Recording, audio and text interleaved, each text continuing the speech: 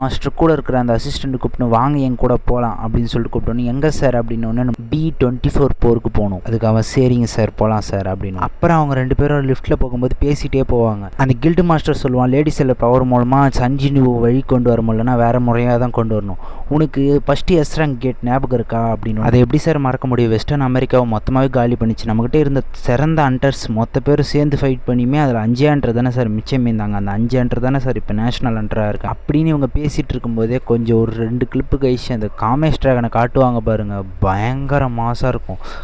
Single Beast அவ்வளோ ஹண்டர்ஸை கொண்டிருக்கு அப்படின்னு சொல்லிட்டு பெருமையாக அந்த மாஸ்டர் பற்றி பேசிகிட்டே அவனுங்க 2 பேரும் அப்படியே நடந்து போவானுங்க பொறுமையாக. அப்போ அவன் கேட்பான், அவ்வளோ பெரிய அந்த பீஸ்ட் நம்மளுக்கு ஒரு கிஃப்ட்டை விட்டுட்டு போயிருக்குன்னு சொன்னால் நீ நம்புவியானு.